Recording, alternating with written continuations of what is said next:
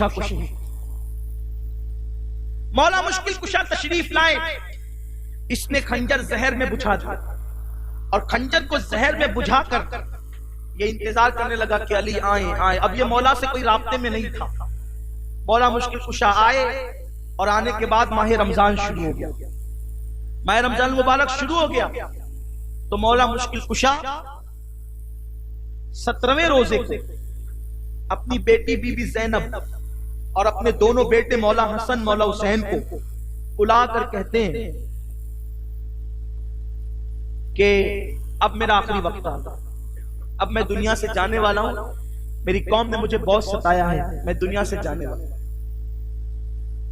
دونوں شہزادوں نے اور شہزادی نے کہا آپ کی طبیعت تو اچھی بھلی ہے, آپ ایسا کیوں کہتے ہیں کہ میرا وقت آ گیا.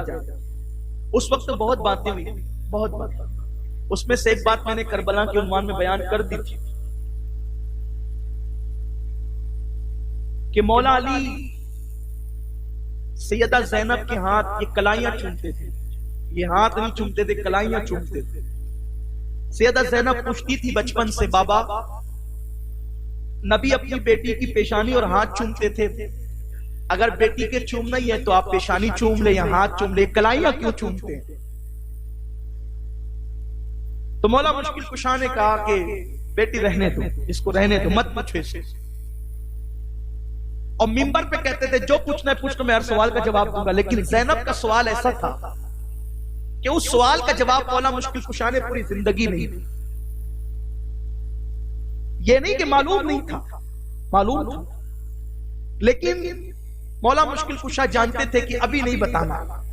جب مولا مشکل کشا نے کہا کہ میرا آخری وقت آ گیا, میں چند دن کا مہمان ہوں, تو سیدہ زینب نے بابا کے پیر پکڑے, کہا بابا ساری زندگی جو میری کلائیاں چومتے رہے, اور کہا ابھی اس کا جواب نہیں دینا, اب آخری وقت آ گیا, اب تو بتا دیں.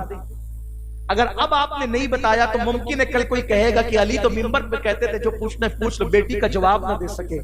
فرمایا بیٹی تیری کلائیاں اس لیے چومتا ہوں کہ ایک وقت وہ آئے گا کہ تیری کلائیوں میں ہتکڑیاں لگے گی, تیری کلائیوں میں ہتکڑیاں لگے گی.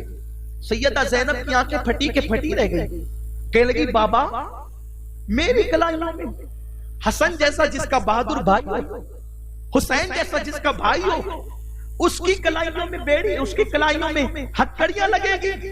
لیکن بابا تم کہتے ہو تو بات تو سچی ہے, بابا حسن جیسا بھائی, حسین جیسا بھائی, اور پھر آپ کہتے ہیں کہ میرے بھتیجوں میں قاسم جیسا بھتیجا, عباس جیسا بھائی, پھر بھی میری کلائیوں میں ہتکڑیاں لگے گی. تو مولا کی آنکھوں میں آنسو آ گئے. فرمایا بیٹی جب تیری کلائیوں میں ہتکڑیاں ہوگی تو حسن نہیں ہوگا, حسن تو زہر پی کر پلا دیا گیا ہوگا, زہر پلا کر حسن کو کب سے جنت کا مسافر بنا دیا گیا ہوگا. بیٹی اس وقت تیرا بھائی حسین بھی نہیں ہوگا, وہ تو کئی زخم کھا کر کے جنت کی راہ کا مسافر بن چکے گا. بیٹی اس وقت تیرے بہادر بھائی جس کا قد اونٹوں جیسا اونچا دکھتا ہے, اس عباس کے بازو بھی کاٹ لیے گئے ہوں. کہا بابا وہ کیسا دن ہوگا؟ فرمایا بیٹی وہ کربلا کا دن. اس وقت بہت روئے تھے مولا, سیدہ زینب روئی, مولا حسین روئے, سبھی روئے. ایک غم تو یہی تھا کہ مولا مشکل کشا کہہ رہے کہ اب میں جا رہا ہوں, دنیا سے جانے والا ہوں. اس کے بعد بیٹی کو کربلا کی داستان بتائی. کربلا تو مشہور ہی تھا پورے خاندان میں, وہ آپ بار بار مجھ سے سنتے رہیں, اور اللہ جب تک زندگی دے گا میں بار بار انشاءاللہ سناتا رہوں گا. آپ سنتے رہیں گے اور فیض حاصل کرتے رہیں گے. اللہ ہماری نسلوں کو سنائے. یعنی مولا کا علم کیا تھا, کلائیوں میں ہتکڑیاں لگے گی بیٹی کے, علی کو یہ بھی پتا تھا. اب علی کا علم یہ تو نبی کا علم کیا ہوگا. پھر آپ کی عادت کریمہ کی, حضور کی سنت کے مطابق کہ جب آپ نماز کے لیے جاتے تو آواز لگاتے جاتے, بیٹے حسن حسین زینب اٹھو, اور بھی آواز لگاتے اپنے غلاموں کو بھی, اٹھو جلدی کرو, نماز کا وقت ہو گیا, جلدی آؤ مسجد میں, خواتین گھر میں تیاری کر لے نماز کی. 17 رمضان المبارک کو مولا مشکل کشا نے سحری کے بعد محلے کی بطخوں کو چلاتے ہوئے دیکھا. بطخیں چیخ رہی تھی, شور کر رہی تھی. گھر کے کسی فرد نے کہا بابا ان بطخوں کو کیا ہو گیا ہے, یا جتنا شور کرتی ہیں عبادت میں خلل کرتی ہیں, یہ کیوں شور کر رہی ہے؟ مولا مشکل کشا کی آنکھوں میں آنسو آ گئے. فرمایا یہ نوحہ کر رہی ہے، رو رہی ہے یہ سب. کہ کس لیے؟ کہ یہ علی کی موت پر رو رہی ہے. کہ بابا؟ کہ ہاں.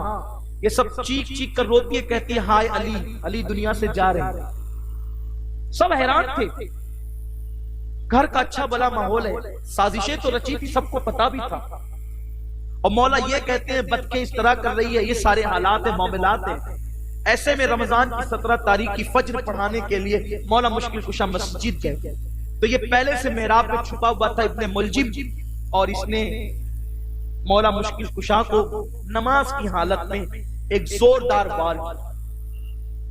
تو آپ کا امامہ کٹا، امامہ کٹ کر سر کٹا، اور سر کٹتے ہوئے جو ہے وہ آپ کے حلق تک جو ہے وہ کھنجر آیا.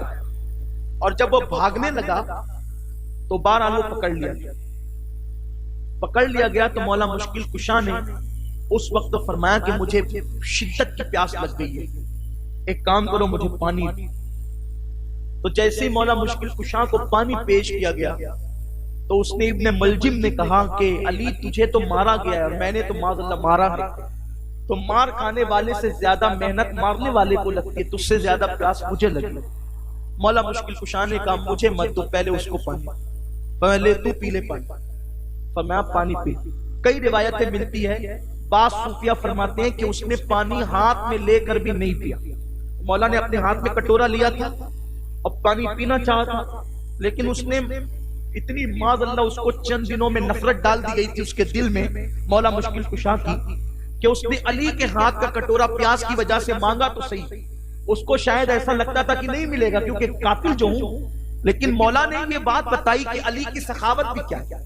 غلاموں کو اپنوں کو تو سب دیتے ہیں، یہ دشمن کو قاتل کو بھی عطا کر رہے ہیں، یہ علی کی سخاوت ہے.